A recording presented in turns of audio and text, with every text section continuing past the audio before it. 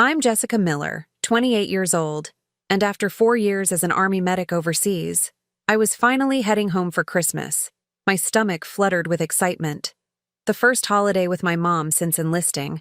My parents divorced when I was 14, and Dad moved away, becoming almost a stranger. As I waited at the airport for my connecting flight, my phone buzzed. A message from my father. Before I tell you what that message said and how it changed everything, let me know where you're watching from in the comments. If my story resonates with you, please hit like and subscribe as I share how a single message altered the course of my homecoming. Growing up in Cedar Springs, Michigan meant small-town warmth and security. Until I was 14, our family was picture perfect.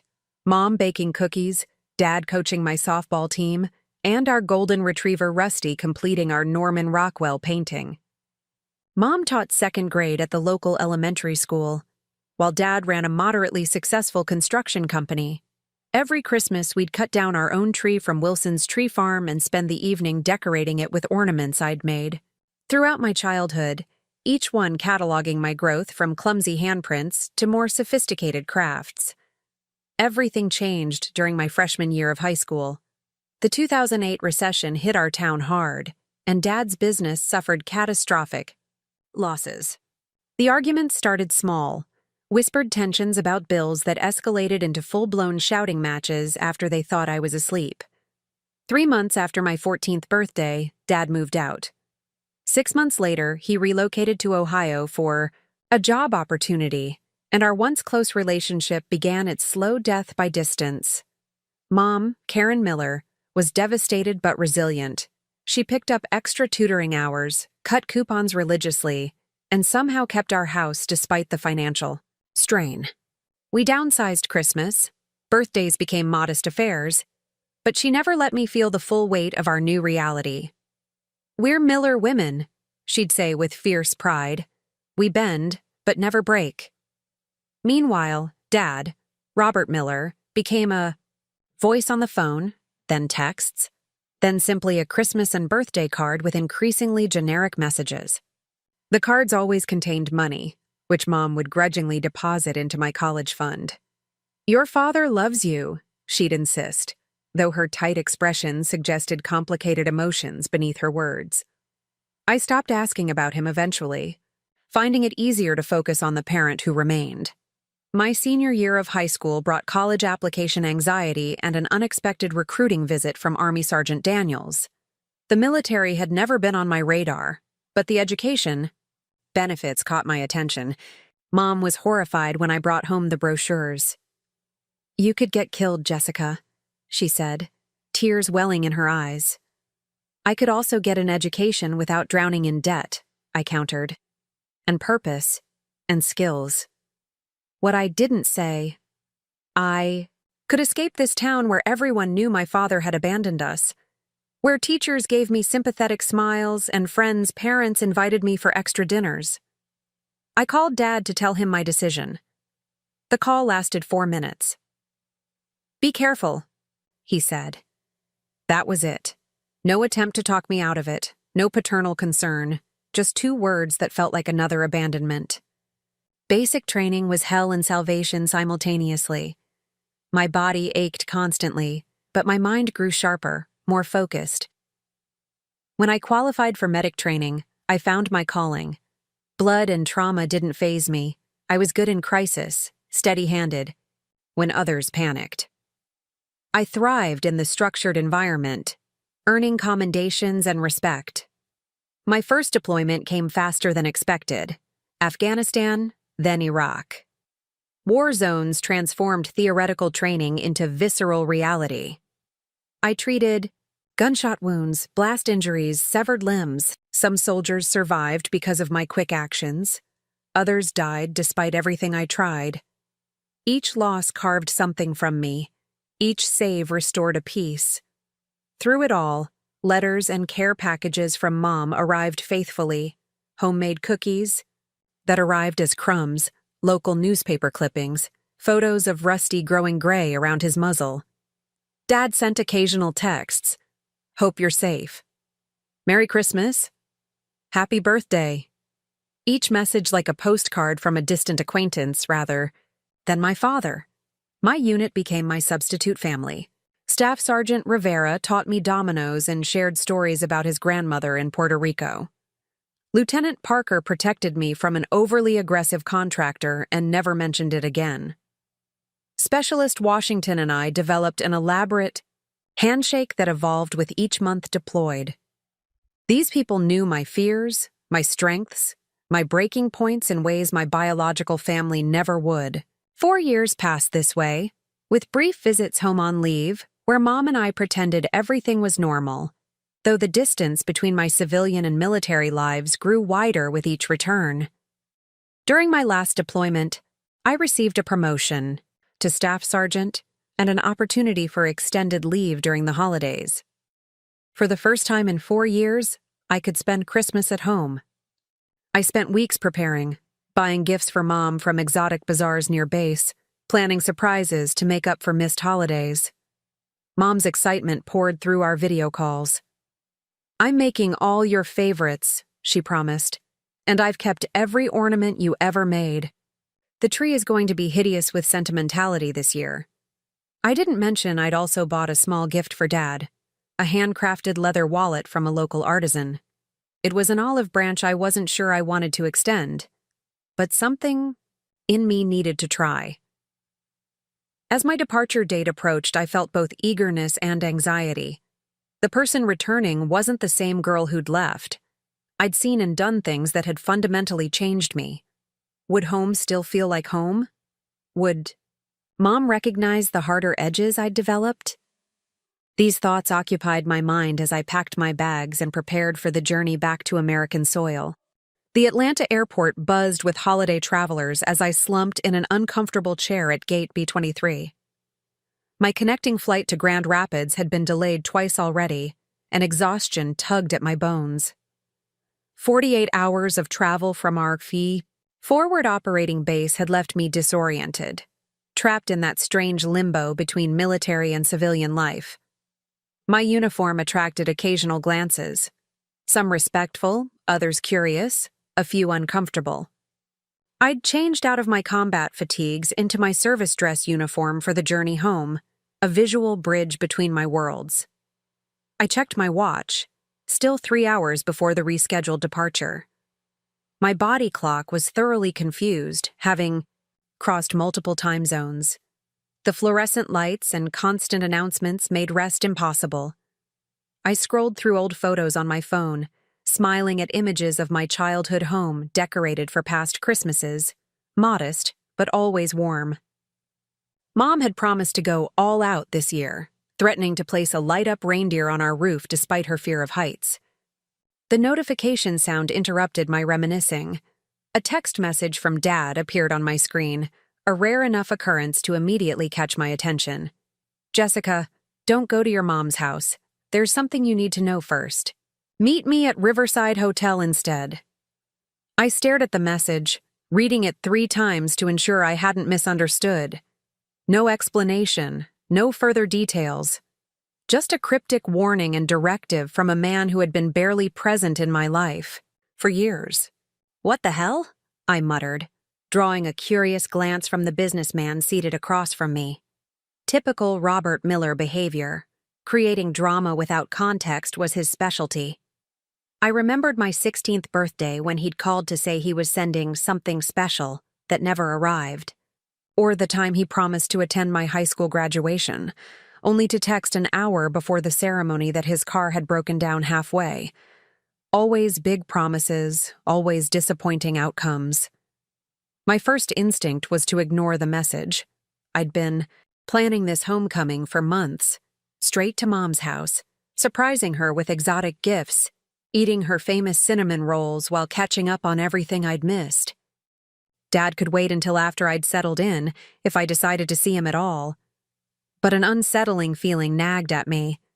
Dad rarely reached out unprompted. For him to send this specific warning seemed uncharacteristic even for his melodramatic tendencies. I tried calling Mom, but the call went straight to voicemail.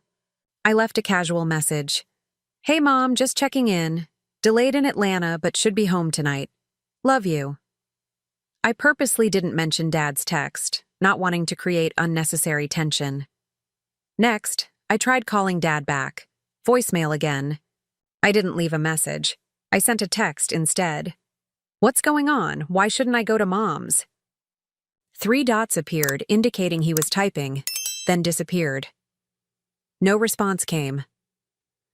My military training kicked in. Assess the situation, gather intelligence, make a decision based on available information. The information was minimal, but my instincts were firing warning signals. Something wasn't right. I considered my options as I watched families reunite at nearby gates, their embraces and tears highlighting my own solitary status. I could follow Dad's instructions and go to the hotel, potentially delaying my reunion with Mom for some unknown reason. Or I could stick to my original plan and go home, where I belonged. After internal debate, I decided to continue home. If there was something I needed to know, Dad could tell me directly rather than through cryptic texts. Mom was my priority. 7 hours later, my plane finally landed in Grand Rapids. The familiar small regional airport looked festive with garlands and twinkling lights. Christmas music played softly overhead as I collected my duffel bag from baggage claim. Despite my fatigue, excitement bubbled up. I was almost home. The taxi driver who picked me up was chatty, commenting on my uniform and thanking me for my service. I responded with practiced politeness while watching the familiar landscape pass by. The shopping mall where I'd had my first job, the park, where Mom and I used to walk rusty, the high school football field where I'd once played in the marching band. As we turned onto Oak Street, I felt a flutter of anticipation. Then confusion. The houses along Mom's street displayed elaborate Christmas decorations, inflatable snowmen, light displays synchronized to music, nativity scenes, all except one. Mom's house stood dark and undecorated, looking almost abandoned compared to the festive neighbors. "You sure this is the right address?" the driver asked, noticing my frown. "Yes, this is it," I confirmed, a knot forming in my stomach as I paid the fare. Standing on the sidewalk with my duffel bag, I studied our modest 2-story home. No wreath on the door, no lights along the eaves, no sign of the promised decorations. Mom's car wasn't in the driveway. I approached the front door, key in hand, when I noticed other details: uncollected newspapers on the porch, mail overflowing the mailbox. This wasn't right. Mom was meticulous about these things. I knocked loudly, irrationally hoping she might be inside despite the evidence otherwise. No answer. I was about to use my key when a voice called from next door. "Jessica, is that you?" Mrs. Thompson, our longtime neighbor, approached cautiously. She was bundled in a heavy cardigan despite the mild winter day, and her expression carried a weight that made my soldier's instincts snap to high alert. "Mrs. Thompson, hi. I'm looking for my mom. Do you know where she is?" Her face crumpled slightly, and she reached for my arm. "Oh, honey. You don't know, do you?" "Know what?" My voice came out sharper than intended, military authority replacing civilian courtesy. Mrs. Thompson flinched slightly, and I forced myself to soften my tone. "I'm sorry. It's been a long journey. What's going on with my mom?" Mrs. Thompson's hand trembled slightly against my arm. "She's in the hospital, dear. St. Mary's. She was admitted yesterday after collapsing at home." The ground seemed to shift beneath me. "Hospital? Why? What happened?" Mrs. Thompson's eyes widened. "The cancer, dear. Didn't she tell you?" The word hit like an IED explosion. Sudden, disorienting, devastating. Cancer? Mom had cancer? My mind raced through our recent video calls, searching for signs I might have missed. She'd looked tired, perhaps thinner, but she'd attributed it to end-of-semester stress at school. "When was she diagnosed?" I managed to ask, my training as a medic temporarily overriding my shock. "About 3 months ago. Stage 3 breast cancer. She's been having chemotherapy. Mrs. Thompson watched my face carefully. She really didn't tell you? I shook my head, struggling to process this information. And my father. He texted me today. Your father moved back about 6 weeks ago, Mrs. Thompson confirmed. He's been helping care for her, taking her to appointments, handling things around the house. He sold his business in Ohio, I believe. The world tilted further off its axis. Dad was back? Living here? Taking care of Mom? None of this made sense, with the reality I'd constructed during my years away. I need to go to the hospital, I said, military decisiveness returning. Right now. I can drive you, Mrs. Thompson offered, already reaching for her purse inside her door. The drive to St. Mary's passed in a blur of conflicting emotions. Shock at Mom's illness, betrayal that she'd hidden it from me, anger that I'd been kept in the dark while deployed, unable to help, and confusion about Dad's sudden reappearance in our lives. She didn't want to worry you, Mrs. Thompson explained gently as we navigated traffic. Karen said you had enough to deal with overseas without carrying her burden, too. It wasn't her decision to make, I said, staring out the window. I'm a combat medic. I deal with life and death every day. I could have handled it. I think that's exactly why she didn't tell you, Mrs. Thompson replied. She knew you'd want to come home immediately. The realization struck painfully. Mom had sacrificed having me with her during treatment to ensure I completed my service. Commitment. It was exactly the sort of selfless decision she would make, and knowing that only intensified my anguish. St. Mary's Hospital loomed ahead, its windows glowing in the early evening darkness. Mrs. Thompson dropped me at the entrance, promising to retrieve my duffel bag from the porch and bring it later.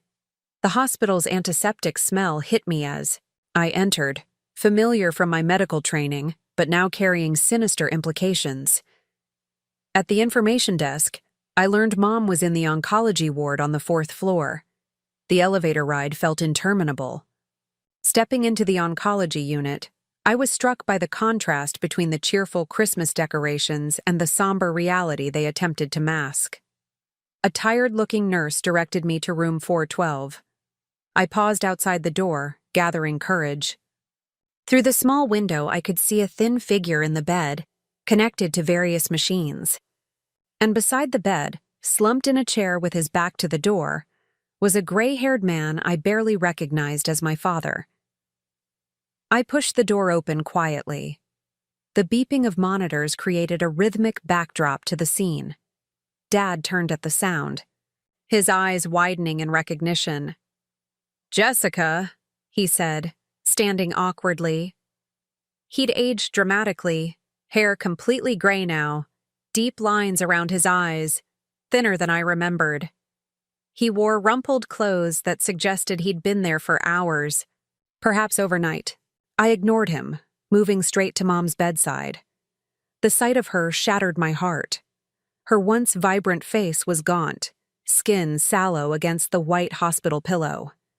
Her thick brown hair, so like mine, was gone, replaced by a colorful scarf, wrapped around her head. IV lines ran into her arms, and an oxygen cannula rested beneath her nose. But what struck me hardest was how small she looked, my fierce, resilient mother reduced to fragility. "Mom," I whispered, taking her hand, gently. Her skin felt paper-thin, the bones prominent beneath. Dad cleared his throat. "She's been in and out today. The medications make her drowsy." I continued to ignore him, focusing entirely on Mom. What exactly happened, and why didn't anyone tell me? Before Dad could answer, a doctor entered. Dr. Wilson, according to her name tag. She seemed surprised to see me. "You must be the daughter. Karen has mentioned you many times." "Staff Sergeant Jessica Miller," I confirmed, automatically straightening my posture. "I need to understand my mother's condition." Dr. Wilson glanced at Dad, who nodded. She consulted the chart before speaking. "Your mother was diagnosed with stage 3 breast cancer 3 months ago. The initial treatment plan involved chemotherapy to shrink the tumors before surgery. Unfortunately, she's had severe reactions to the chemo, and yesterday she collapsed from dehydration and electrolyte imbalance. We're stabilizing her now, but her body is weak from fighting both the cancer and the treatment. My medical training helped me process the information clinically, separating it from the emotional impact. Prognosis? Dr. Wilson's expression grew guarded. We're exploring alternative treatment options. The current protocol isn't producing the results we'd hoped for, and it's taking a significant toll on her quality of life. What about the Carsons? Protocol? I asked, referring to an experimental treatment I'd read about in a medical journal. It's showing promising results for aggressive breast cancers. Dr. Wilson looked impressed. We've discussed it, but insurance won't cover experimental treatments, and it's prohibitively expensive. I nodded, mind already calculating possibilities. My combat pay had accumulated substantially with few opportunities to spend it deployed. As Dr. Wilson left, promising to return later, Mom's eyes fluttered open. For a moment, she seemed confused, then recognition dawned. Jessica? Her voice was barely a whisper. You're not supposed to be here yet. I leaned close, squeezing her hand gently. I'm home, Mom, for Christmas, just like we planned. Tears filled her eyes. I wanted the house decorated. Everything perfect for you. Don't worry about that, I assured her, my own eyes burning. I didn't want you to see me like this, she continued, distress clouding her features. You have enough difficult images in your mind from your service.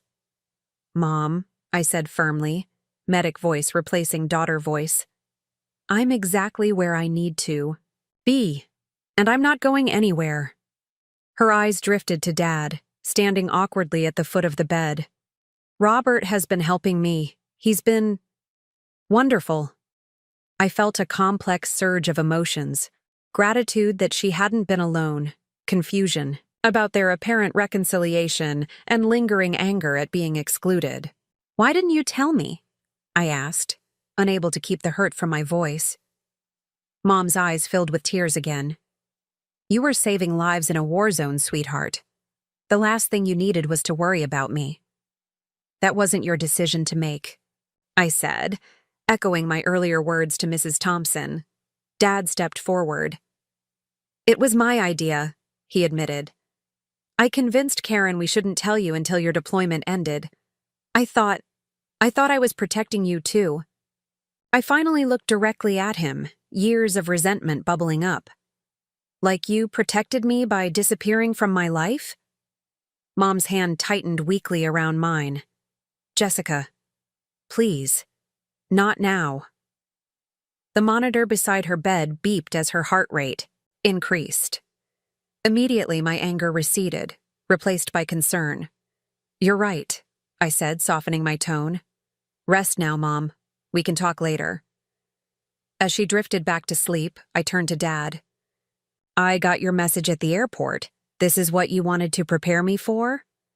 He nodded, looking older than his 54 years. I didn't want you walking into the house, finding it empty, not knowing what had happened. I thought I could explain first, help you prepare. For the first time, I noticed the dark circles under his eyes, the coffee cups piled on the side table, the wrinkled clothes suggesting he'd been here for days. How bad is it, really? I asked quietly. Medical professional to medical professional, parent to parent. Dad ran a hand over his face. Worse than they're saying. The cancer has spread to her lymph nodes. The conventional treatments aren't working well, and they're destroying her quality of life. I absorbed this, looking back at Mom's sleeping form. In that moment, I made a silent promise. I would do whatever necessary to help her fight this. And for now, that meant setting aside my complicated feelings about Dad's reappearance. I need to know everything, I said firmly. From the beginning, no more secrets. The next morning arrived after a restless night spent in the hospital recliner. I'd insisted Dad go home to shower and change, partly because he genuinely needed it, and partly because I needed time alone with Mom.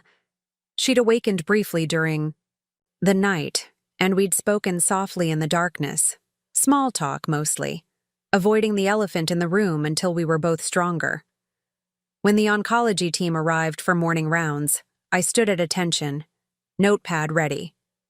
4 years as a combat medic had taught me to be assertive in medical situations. My uniform was wrinkled from sleeping in the chair, but it still carried authority. "I'll be coordinating my mother's care from now on," I informed Dr. Wilson and her team. "I need complete access to her records, treatment plans, and all options being considered." Dr. Wilson raised an eyebrow but nodded.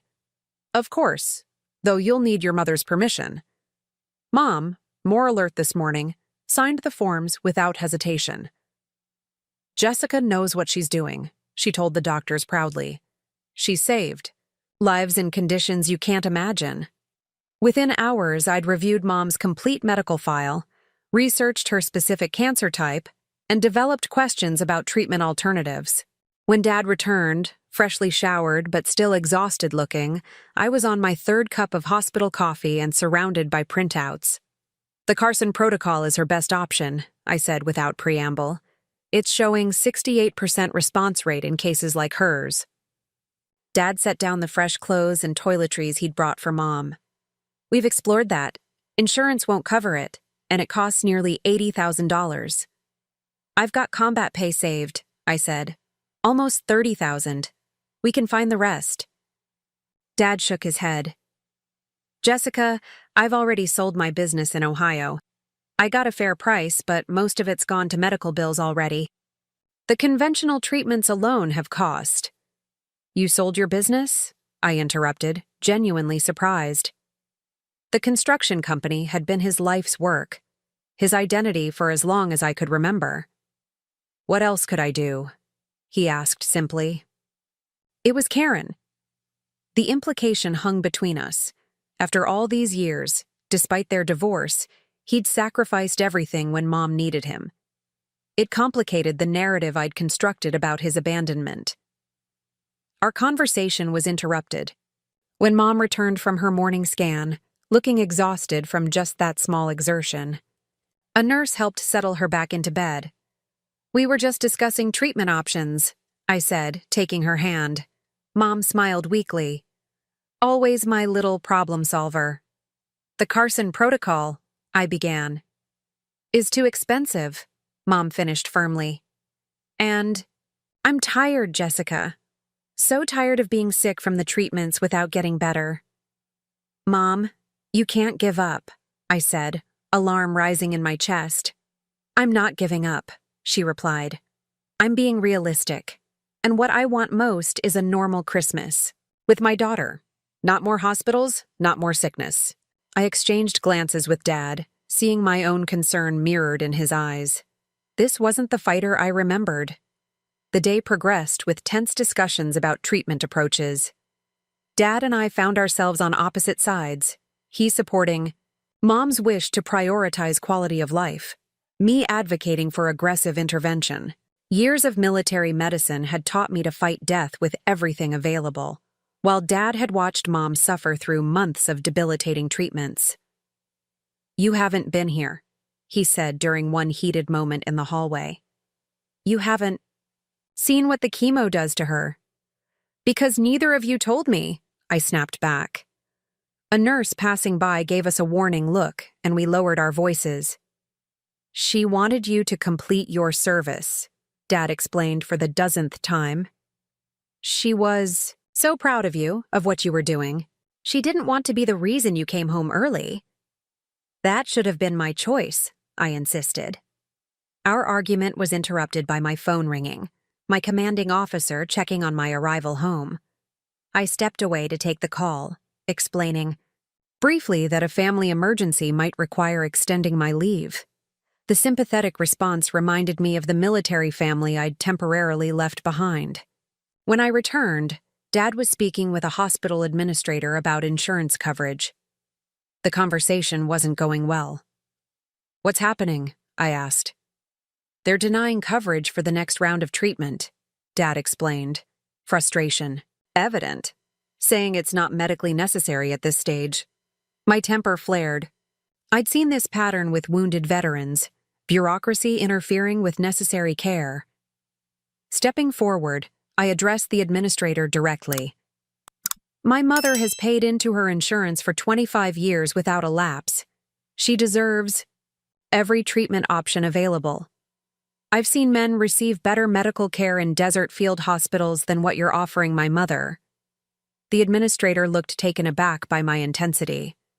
I understand your frustration, but policy limitations are killing my mother, I interrupted coldly. Fix it. Dad placed a restraining hand on my arm. Jessica, this isn't the battlefield. Isn't it? I challenged, but allowed him to guide me away. Later that afternoon, while Mom slept, I wandered to the hospital cafeteria for real food.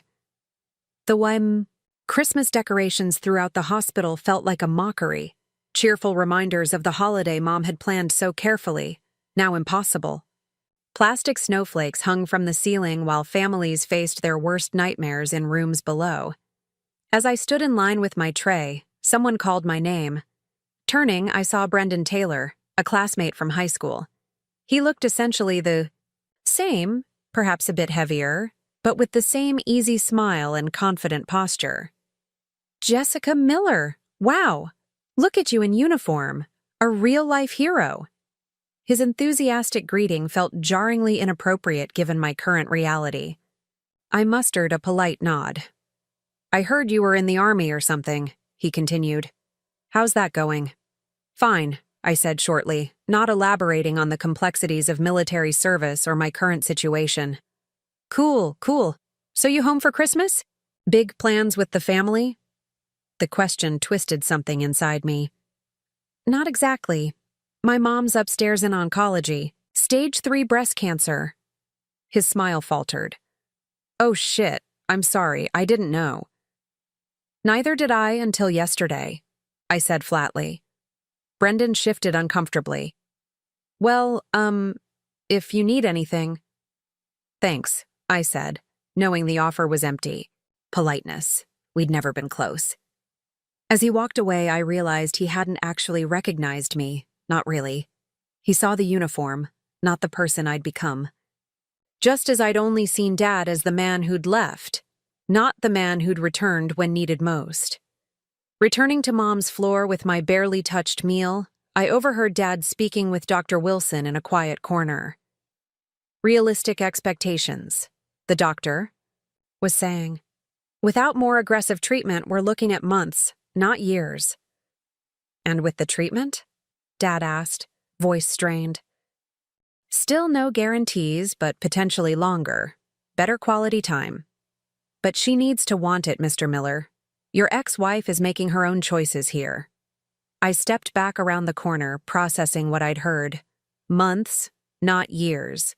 The timeline hit me with physical force. I'd imagined coming home to help Mom through treatment, perhaps extending my leave, but ultimately returning to my unit. Now I faced a completely different reality. The breaking point came later that day. Hospital staff had brought a small Christmas tree for Mom's room, a gesture intended to be kind, but which only emphasized what we were missing. I'd been awake for nearly 48 hours, running on caffeine and adrenaline. Dad and I had been tag-teaming Mom's care, barely speaking to each other beyond necessary communication. I went to the cafeteria for more coffee, feeling increasingly disconnected from reality. The Christmas music playing overhead, the smiling volunteers in Santa hats, the normality of everyone around me while my world collapsed. It became suddenly unbearable. The coffee cup slipped from my hand, hot liquid splashing across the floor, and something inside me broke. Tears came without warning, harsh sobs that I couldn't control. I slid down against the wall, uniform be damned, and covered my face with my hands. People stared. Someone asked if I needed help. I couldn't respond, couldn't explain that I'd held myself together through firefights and mass casualty events, only to fall apart in a hospital cafeteria. Then unfamiliar hands were guiding me up, leading me to a quiet corner. Dad. He said nothing, just sat beside me as I struggled to regain control. I've seen this before, he said finally. Combat stress. Reaction. Your body holding it together during the crisis, then crashing when you're somewhere safe. I looked at him through tear-blurred eyes. How would you know anything about combat stress? Vietnam, he said simply. Your grandfather. He came back different. Had episodes like this. It's partly why He trailed off, but the implication was clear. Partly why he'd failed as a father, as a husband. The revelation that he understood something so fundamental about my experience created an unexpected bridge between us. I don't know how to do this, I admitted, voice raw. I know how to treat traumatic injuries, evacuate casualties, maintain operational readiness. I don't know how to watch my mother die. Neither do I, Dad confessed. I'm making it up as I go. But we're both here now, Jessica. Maybe that's enough to start with. It wasn't forgiveness or reconciliation, but it was the first real conversation we'd had in years. And in that hospital cafeteria, surrounded by cheerful holiday decorations and oblivious strangers, we found a fragile common ground in our shared love for Mom and our shared helplessness in the face of her illness. Christmas Eve arrived with a biting cold front that brought the first snow of the season. From Mom's hospital window, we watched fat flakes dust the parking lot and cling to the branches of the bare trees. The weather matched the festive date on the calendar, but nothing else did. Mom's condition had stabilized enough that we discussed taking her home for the holiday, but her medical team advised against it. Instead, the nursing staff had gone overboard, trying to create Christmas spirit in her room. A slightly larger tree, paper snowflakes taped to the window, a small nativity scene on the windowsill. Their kindness only highlighted the wrongness of our situation. I need to get some things from the house, I told Dad that morning. Fresh clothes for Mom, her favorite blanket. What I didn't say, I needed a brief escape from the hospital's oppressive atmosphere, needed to see our home and process everything that had happened. Dad handed me his keys. Take my car. I'll stay with her. The drive to Oak Street was surreal. Christmas Day was tomorrow, but I felt completely disconnected from the holiday. Houses along the route displayed their festive decorations, families visible through windows preparing for celebrations. Normal life continuing while ours had derailed. At home, I used Dad's key to enter. The house felt abandoned, mail piled. On the table, dishes in the sink, a thin layer of dust on surfaces. Evidence of the chaos that had preceded my arrival. I gathered the items Mom had requested, her soft blue blanket, comfortable clothes, the lavender lotion she preferred. In her bedroom, I opened her closet to find a nightgown and saw her Christmas decorations boxed neatly on the shelf. She'd been planning to use them, had been saving them for my arrival. The realization triggered fresh grief. On her bedside table, I noticed a leather-bound book, Mom's journal. She'd kept one for as long as I could remember, writing in it each night before bed. I hesitated, respecting her privacy, but then picked it up. If there were insights into her condition, her wishes, I needed to know. I sat on her bed and opened to recent entries. October 17th. Started the new treatment today. The doctor is optimistic, but the side effects are brutal. Robert drove me home and stayed until I fell. Asleep? Strange having him here after all these years, but I'm grateful not to be alone. October 30th. Bad day. Couldn't keep anything down. Robert brought soup anyway, sat with me while I didn't eat it. We talked about Jessica. He's been following her. Career through a military contact. Knows about her commendations, her promotions. He's never stopped being proud of her, just stopped knowing how to show it. I paused, surprised by this revelation. Dad had been tracking my military career? Had been proud of me? It contradicted the narrative I'd constructed about his indifference. November 8th. The treatments aren't working as hoped. Dr. Wilson suggested more aggressive options, but I'm not sure I have the strength. What I want most is to see Jessica one more time, to have one more Christmas together. Robert says we should tell her now, bring her home early. But I can't bear to disrupt her service. She's doing important work. My illness shouldn't derail that. November 24th, Thanksgiving. Robert cooked a small turkey, though I could barely eat. We talked about past holidays when Jessica was small. He brought photo albums I hadn't seen in years. Pictures of the three, of us before everything fell apart. I've forgiven him for leaving, I realized today. Life is too short for old grudges.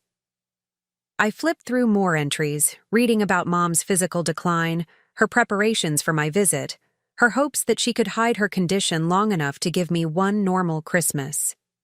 The final entry was dated just 3 days ago. December 21st. I pray for 2 things now. First, that Jessica forgives me for not telling her sooner. Second, that she and Robert find their way back to each other. They are so alike, stubborn, principled, afraid of vulnerability. My greatest regret is that my illness might be the only thing that brings them together, and that I won't be here to see their relationship heal. But perhaps that can be my final gift to them both. I closed the journal, tears streaming down. My face. Mom's perspective shifted something fundamental in my understanding of our family. Her forgiveness of Dad, her recognition of our similarities rather than differences, her hope that something positive might emerge from her illness. I gathered the items I'd come for, adding the journal to the pile. Back in the car, I sat for several minutes, processing what I'd read. Then I drove back to the hospital with new resolve. Dad was alone in Mom's room when I returned. She's having another scan, he explained. They're checking if the fluid around her lungs has decreased. I set down my bags and faced him directly. I found Mom's journal, I said, without preamble. She writes about you tracking my military career. Is that true? Dad looked startled, then resigned. Yes. How? Through what contact? Colonel James Harrington, Dad admitted. We grew up together in Ohio. When you enlisted, I asked him to keep me informed. Nothing classified, just how you were doing. If you were safe, your accomplishments. Why didn't you just ask me directly? I demanded. Dad sank into the bedside chair, suddenly looking every one of his 54 years. Because I didn't think I had the right. I walked away, Jessica. Not just from your mother, but from you. Why? The question contained 14 years of hurt, of wondering what I'd done wrong, why I hadn't been enough to make him stay. Dad's eyes met mine, then dropped to his hands. After the business failed, I fell apart, drinking too much, depression, though I didn't recognize it then. I felt like a failure as a provider, as a husband, as a father. Your mother suggested counseling, but my pride. He shook his head. When I left, I told myself it was temporary, just until I got back on my feet. But the longer I stayed away, the harder it became to return. What could I possibly say to explain my absence? How could I face you after missing so much? So you just gave up on us? I asked, voice breaking. I gave up on myself, he corrected quietly, and convinced myself you were better off without me. A clean break rather than a father who kept disappointing you. The explanation was simultaneously inadequate and illuminating. I thought of soldiers I'd treated who'd refused to contact their families after significant injuries, believing loved ones were better off not seeing them damaged. Mom's journal says you two have been looking at old photos, talking about the past. Dad nodded. Karen never threw anything away. She kept every picture, every memory intact. For you, she said, so you'd have the complete story of your family, not just the broken parts. She wants us to reconcile, I said bluntly. It's in her journal, one of her final wishes. Dad looked up sharply. Final? Did the doctors tell you something new? No, but she's writing as though... I couldn't finish the sentence. She's a fighter, Dad insisted.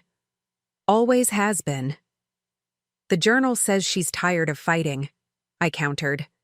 That what she wants most is one last Christmas with me. The weight of this settled between us. Whatever our complicated history, we shared this immediate concern, giving Mom what she needed in the time remaining. Our conversation was interrupted by alarms blaring from the hallway. A code blue announcement echoed over the intercom, and medical personnel rushed past the door. With sickening certainty, I knew. Mom, I whispered, rushing into the corridor. The commotion centered on the imaging department, where Mom had gone for her scan. Dad and I ran toward it, only to be blocked by hospital security. That's my mother, I shouted, military authority in my voice. A nurse recognized us. Let them through. Inside the imaging room, organized chaos reigned. Mom lay on the scanning table, medical staff performing CPR. A doctor was administering emergency medications. The rhythmic beep of the cardiac monitor had been replaced by the ominous solid tone indicating no heartbeat. My combat medic training kicked in automatically. I assessed the situation, cataloging interventions already in progress, identifying what might be missing. How long has she been down?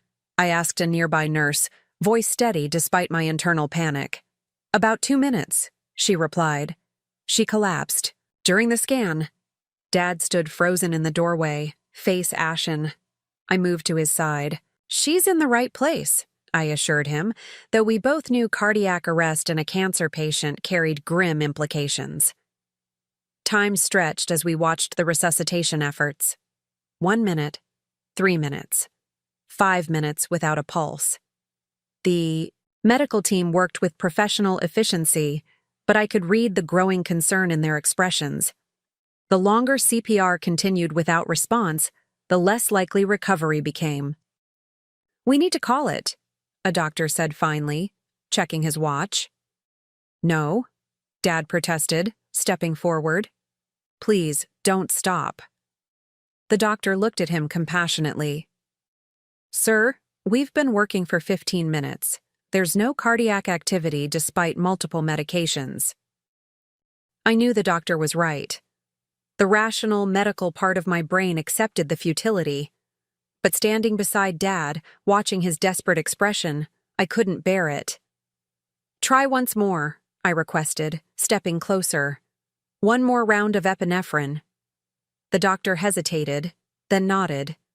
One more round. The medication was administered. Chest compressions continued. The room held its collective breath. Then, a blip on the monitor. Another. A third.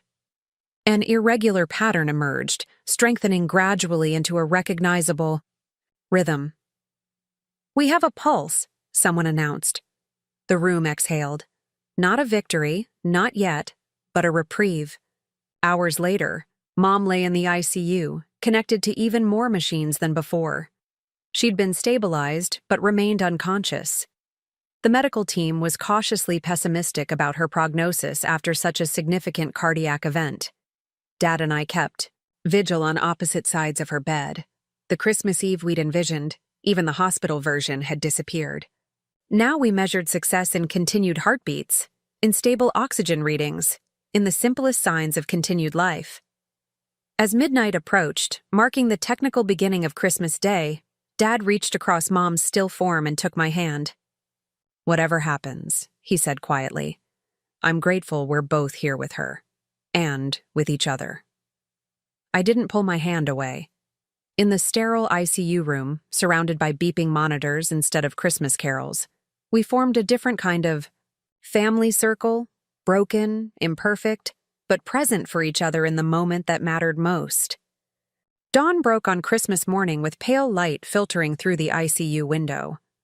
I'd dozed fitfully in the uncomfortable visitor's chair, waking at every change in the monitor's rhythm. Dad had stepped out to find coffee, his third trip of the night. Neither of us had left the hospital since Mom's cardiac arrest. The night shift nurse entered quietly to check vitals. "Her numbers are improving," she reported, genuine surprise in her voice. "Oxygen saturation is up, heart rate stabilizing." I straightened, instantly alert. "Any signs of neurological activity?" "The doctor will do a full assessment during rounds, but she's triggering the ventilator, which is a positive sign." After she left, I moved closer to Mom's bed, taking her hand carefully around the IV lines.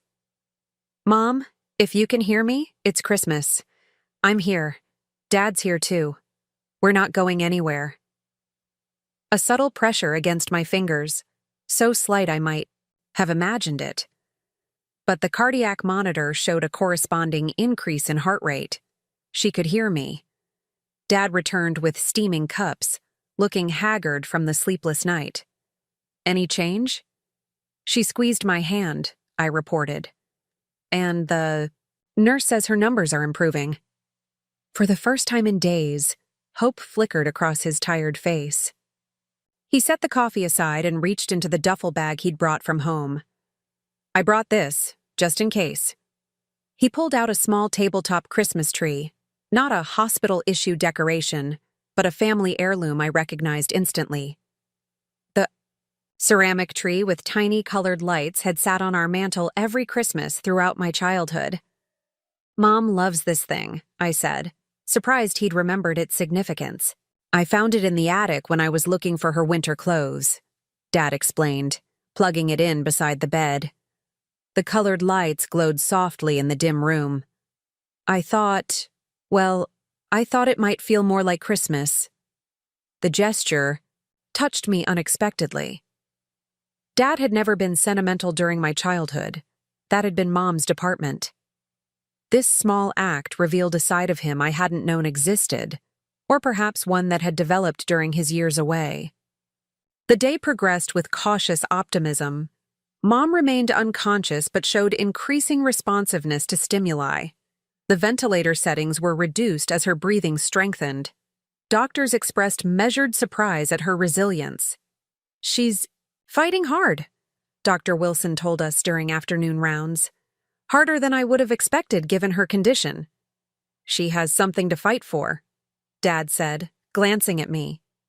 Around 4 o'clock, a nurse appeared with a small wrapped package. "This was at the front desk for you, Staff Sergeant Miller." The package contained a worn brass ornament shaped like a ballet slipper. I stared at it in disbelief. "Where did this come from?" Dad cleared his throat. "I've had it since the divorce." I ran my finger over the tarnished surface. The ornament commemorated my brief childhood ballet phase, a Christmas gift from when I was 7. "You kept this? All these years?" "I didn't take much when I left," Dad admitted. "Just a few photos and this. It reminded me of you practicing your routines in the living room, so serious about getting the positions right." The revelation that he'd treasured this small connection to me throughout our years of estrangement cracked something inside me, not fully healing the breach, but creating an opening where there had been only solid wall. As evening approached, a commotion at the door drew our attention. A nurse entered, holding a tablet. "Staff Sergeant Miller, there's a video call for you." The screen showed a familiar face, Lieutenant Rivera from my unit, surrounded by other soldiers I recognized. "Miller," Rivera called. "Merry Christmas from the sandbox." My unit had arranged a surprise call, each member offering holiday wishes and asking about Mom. The effort they'd made to reach me across thousands of miles, coordinating around mission schedules and time differences, demonstrated the strength of my military family bonds. When the call ended, I noticed Mom's eyes were open, not fully alert, but conscious, watching me. "Mom?" I moved quickly to her side. She couldn't speak around the ventilator tube, but her eyes communicated volumes, recognition, love, relief, at seeing me. Dad joined us, taking her other hand. "Karen, it's Christmas. Jessica's here. We're both here." For a moment, the three of us were connected again. Not as we had been in the past, not as we might have been without the intervening years of separation, but in a new configuration shaped by our individual journeys and current reality. A doctor arrived to assess Mom's awakening, and the medical team soon determined she could be extubated. The process was uncomfortable but brief, and by evening Mom was breathing independently, though still requiring oxygen support. "Some Christmas," she whispered hoarsely once she could speak. "Best gift ever," I assured her, meaning her survival. She gestured weakly toward Dad. "You two talking?"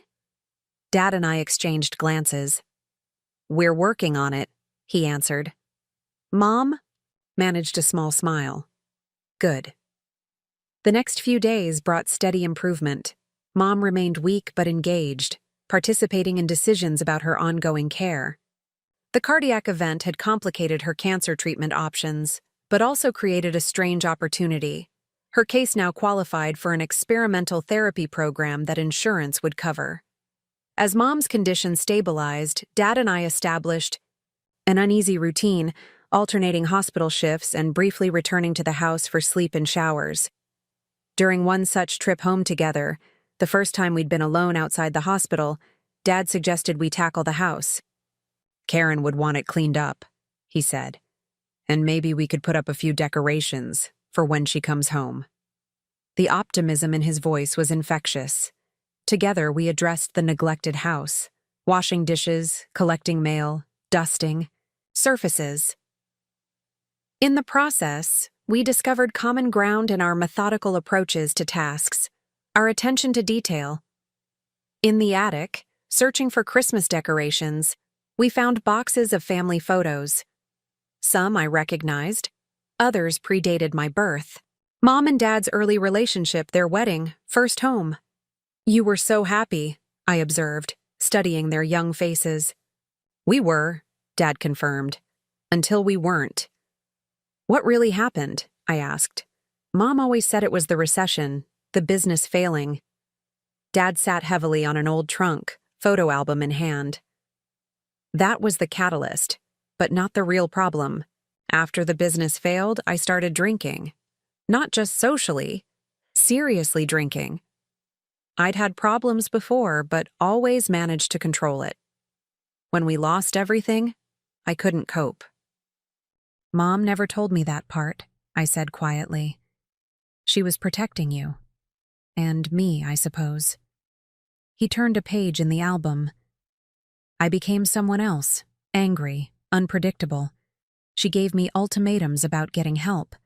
I chose the bottle instead." He looked up, meeting my eyes directly. "It wasn't about not loving you both enough. It was about not loving myself at all." The honesty of his confession disarmed me. "Are you still drinking?" "No. 8 years sober in February." He smiled faintly. "Too late to save my marriage, but not too late to become someone my daughter might eventually respect again." As we continued sorting through family artifacts, I began to see my father not as the mythologized villain of my adolescence, nor as the repentant hero of Mom's hospital room, but as a flawed human who had failed, suffered, and was attempting to rebuild. By New Year's Eve, Mom had improved enough for discharge planning. Her prognosis remained serious. The cancer was still advancing. But the new treatment protocol offered hope we hadn't had before. Dad and I sat with her doctors discussing home care options. "I want to come home," Mom insisted when presented with rehabilitation facility alternatives.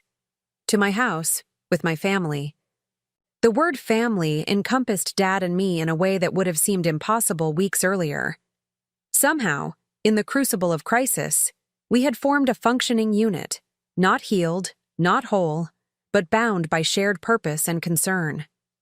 That evening, as the year prepared to turn, we helped Mom to the hospital solarium where other patients and families had gathered to watch distant fireworks from the windows. She sat between us in a wheelchair, wrapped in blankets, thin but present. "Not exactly the Christmas we planned," she said softly. "We'll do better next year," I promised, the words emerging before I'd considered their implication, that there would be a next year, that we would be together for it. Dad placed his hand over Mom's on the wheelchair armrest. "Absolutely. No hospitals next time." As midnight approached and the first distant fireworks appeared, I felt my phone vibrate with a message. It was from my commanding officer. My request for a position at the military medical training facility in Detroit had been approved. I could transfer after my leave ended, remaining within driving distance of home while continuing my service. I showed the message to Mom and Dad.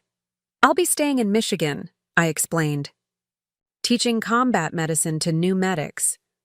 Mom's eyes filled with tears. "You don't have to change your plans for me." "I'm not," I assured her. "I'm adjusting them to include you. Both of you," I added, glancing at Dad. He nodded, understanding the significance of the inclusion. "I can help you find an apartment. I've been looking at places myself, actually. My sublet is ending next month." The implication was clear. He too was planning to stay, to continue being present in Mom's life, and potentially in mine. As the fireworks culminated at midnight, marking the symbolic fresh start of a new year, the three of us watched in silence. Not the joyous celebration we might have wished for, but a quiet acknowledgement of survival, of connection reestablished, of possibilities still ahead despite the shadows we faced. In that moment, I realized we had created something none of us had anticipated. Not a restoration of our former family, but the foundation of a new one, built on clearer understanding and deliberate choice rather than obligation. It wasn't perfect or complete, but it was real. And for now, that was enough. By late January, Mom had been home for 3 weeks. The house on Oak Street had transformed, not just with the belated Christmas decorations we'd finally installed, but with the evidence of our shared habitation. Dad's reading glasses on the coffee table, my military duffel in the spare room, medication schedules posted on the refrigerator, the three of us creating a new normal within the familiar walls. Mom's recovery progressed with agonizing slowness. Good days when she could join us for meals at the table. Bad days when she barely left her bed. The experimental treatment caused different side effects than the conventional chemotherapy. Less nausea but profound fatigue. Less hair loss, but concerning neuropathy in her hands and feet. I had extended my military leave to its maximum duration, postponing my start date at the Detroit training facility. Each morning, I helped Mom with her exercises, applying my medical training to her rehabilitation. Each evening, Dad took over, allowing me a few hours to run or visit the gym, physical outlets for the stress and worry that accumulated daily. "You can't put your life on hold indefinitely," Mom told me one afternoon as I checked her vital signs. Her nurse's visit had been canceled due to a snowstorm, so I was handling her care. "I'm not putting anything on hold," I countered. "I'm exactly where I need to be." She gave me a knowing look. "Jessica Miller, I raised you. I know when you're sacrificing for others." "Maybe I learned it from you," I said, adjusting her oxygen flow. "Keeping secrets about cancer so I wouldn't worry during deployment." She had the grace to look slightly abashed. "Fair point." The truth was, I had found unexpected purpose in this caretaking role. My combat medic skills, honed in environments of chaos and destruction, now served healing and comfort. It felt like completing a circle, using my training to care for the woman who had cared for me throughout my childhood. Dad had undergone his own transformation. The distant, emotionally unavailable father of my youth had been replaced by a man who anticipated needs, researched treatment options, and maintained the household with quiet efficiency. One evening, I came downstairs to find him baking Mom's favorite cookies, following a recipe she'd coached him through from her recliner. "You've changed," I observed, helping him arrange the cookies on a cooling rack. 14 years will do. That? He replied. So will nearly losing someone who matters. Is that why you came back? When she got sick? Dad considered the question. Partly, but I'd been working toward it for years, in my own way, getting sober, building a stable life, trying to become someone worthy of reconnection. He smiled, faintly. I just waited too long to make the final step. Why did you track my military career? I asked, the question that had lingered since finding Mom's journal. Because I was proud of you, he said simply. So proud it hurt, even when I didn't deserve to feel that pride. His honesty created space for my own. I joined partly to escape, I admitted, to get away from being the girl whose dad left. I'm sorry, he said, the words inadequate but sincere. I know, I replied. And I did. A significant moment came in early February when Dad invited me to attend an AA meeting with him. It's an open meeting, he explained. Family members welcome. I thought it might help you understand some things. I agreed, curious about this part of his life I'd never known. The meeting was held in a church basement, folding. Chairs, fluorescent lighting, coffee in styrofoam cups. Dad was greeted warmly by regular attendees, clearly an established member of this community. When he stood to speak, marking 8 years of sobriety, I saw yet another dimension of the man I was coming to know. His vulnerability in sharing his struggles, his gratitude for recovery, his acknowledgement of damage done to his family, all delivered with a quiet dignity that commanded respect. My daughter is here tonight, he said, glancing at me. For 14 years, I convinced myself she was better off without me in her life. It took her mother's illness to show me how wrong I was, how much time I'd wasted. His voice grew husky.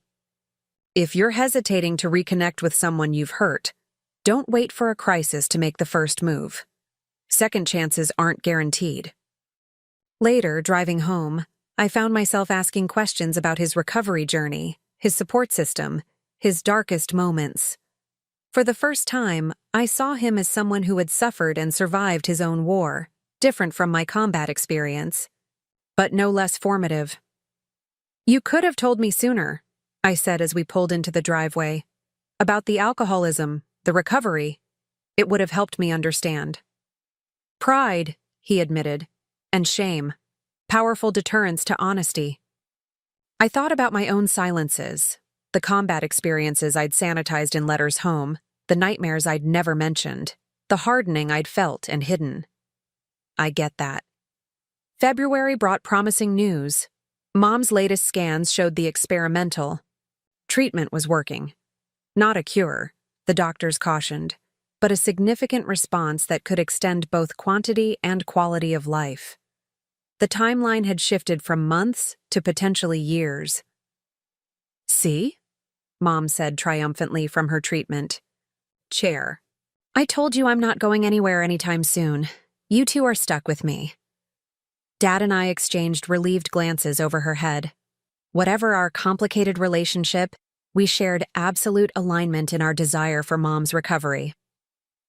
As my leave neared its end, Dad helped me search for an apartment near the training facility in Detroit, close enough for regular visits home, far enough to establish my own space. We spent a Saturday touring options, the activity feeling strangely normal, like something a father and daughter would typically do together. Over lunch at a diner between apartment viewings, Dad brought up a subject we'd both avoided. I've been thinking about your childhood Christmases, he said. The ones I missed. I pushed salad around my plate, uncomfortable with the topic. Ancient history. Not to me, he countered. Each one I missed feels like a separate failure. 14 Christmases, 14 birthdays, your high school graduation. College would have happened if not for your enlistment. Dad, I said, the word still feeling foreign in my mouth after years of avoiding it. We can't get that time back. I know, But I want you to know I thought about you during every one of those events. Wondered what you were doing, how you'd changed. Why didn't you just call or visit?" He stared into his coffee cup. The longer I stayed away, the more impossible return seemed. Each year, the wall got higher. He looked up. "It's not a good explanation, but it's the truth." I considered his words, recognizing echoes of my own behavior. How I'd maintained emotional distance even when physically present. How I'd compartmentalized my military life from my civilian identity. How I'd built walls of my own. "I understand." "Walls?" I said finally. "They feel like protection until you realize they're a prison." By mid-February, I prepared to report to my new assignment. Mom's health had stabilized enough that I could leave without constant worry, especially with Dad remaining in the house. The night before my departure, the three of us shared a special dinner. Mom's appetite good enough to enjoy her favorite, lasagna prepared by Dad from her recipe. "A toast," Mom proposed, raising her water glass since alcohol was prohibited with her medications. "To new beginnings." "To family," Dad added, his eyes meeting mine over the table. "To time," I contributed, "and using it better than we have before." The next morning, Dad drove me to Detroit. The car ride provided a final opportunity for conversation without Mom's mediating presence. "I've got the schedule for her treatments," I said, reviewing logistics. "I'll be back every weekend I'm not teaching, and the program director knows I may need emergency leave if—" "Jessica," Dad interrupted gently. "We'll be okay. You've set everything up perfectly. You need to focus on your new position, too." I nodded, recognizing the truth in his words. "It feels strange, leaving her, leaving you both." "You're not leaving," he corrected. "You're just expanding the radius. There's a difference." At the apartment building, he helped carry my minimal belongings inside. The space was small but functional. Military efficiency translated to civilian life. When everything was arranged, we faced the awkward moment of farewell. "So," I said, hands in pockets, "I guess I'll see you Friday evening." Dad nodded, then unexpectedly opened his arms.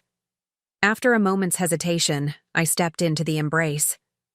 It felt unfamiliar yet somehow right, the first time we'd hugged since my early teens. "I'm proud of you, Jessica," he said gruffly. "Not just of your service or your accomplishments, of who you are, your strength, your capacity for forgiveness." "Still working on that last part?" I admitted. "Me too," he said. "Every day." As he turned to leave, I called after him. "Dad, thanks for coming back, even if it took Mom getting sick." "I should have come back sooner," he said, regret evident in his voice. "Maybe," I acknowledged, "but you came back when it mattered most." Easter weekend brought another milestone, Mom's first outing beyond medical appointments since her hospitalization. The three of us drove to the lakefront park where we'd once picnicked during my childhood. The day was chilly but bright. Mom bundled in blankets on a bench while Dad and I walked along the shore, skipping stones like we had when I was small. "Remember when you taught me to find the flat ones?" I asked, selecting a smooth stone from the beach.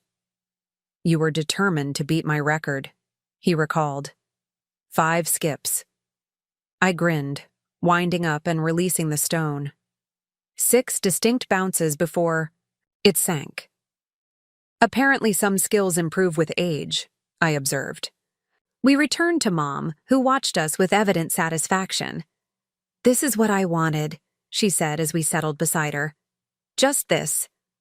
The simple statement encompassed everything, not just the outing, but the reconstruction of our fractured family. Not erasing the past or pretending the years of separation hadn't happened, but building something new that acknowledged both the breaks and the healing. Looking out over the lake, I reflected on the journey that had brought us here.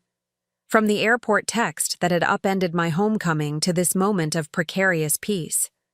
From anger and resentment to cautious forgiveness, from isolation to connection.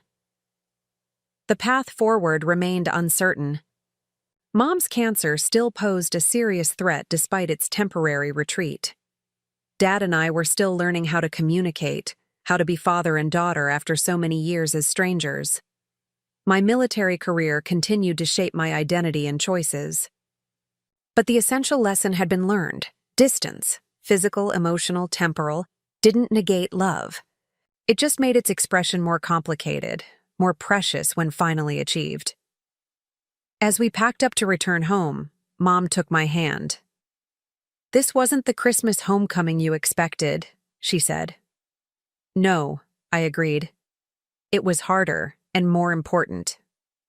"Have you found what you were looking for?" she asked. "Coming home?"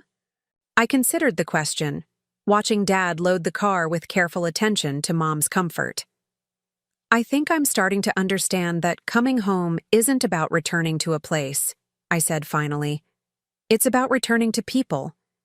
Even when the people have changed, especially then." Mom squeezed my hand. "My wise daughter." "I had good teachers," I replied. "Both of you in different ways." That evening, as we sat together in the living room, Mom dozing in her recliner, Dad reading, me reviewing training materials for the upcoming week, I felt a sense of completion that had eluded me throughout my military service. Not because all problems were solved or all wounds healed, but because we were facing them together, no longer separated by pride, shame, or misunderstanding. The journey home had been nothing like I'd expected, but perhaps that was the point. Real homecomings weren't about returning to what was, but about discovering what could be. About building bridges across the chasms that time and circumstance had created. About forgiveness not as a single act, but as an ongoing practice. As the spring evening settled around our imperfect, struggling, resilient family, I recognized that some distances could never be fully crossed. But the effort to cross them, the reaching across empty spaces toward connection, was itself a form of homecoming. Have you ever experienced a homecoming that was completely different from what you expected?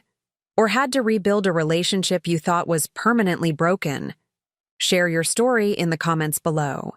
If this journey of healing and forgiveness resonated with you, please like, subscribe, and share with someone who might need to hear that it's never too late to find your way home, even when the path looks nothing like you imagined. Thank you for listening to my story, and may your own journeys home, whatever form they take, lead to healing and peace.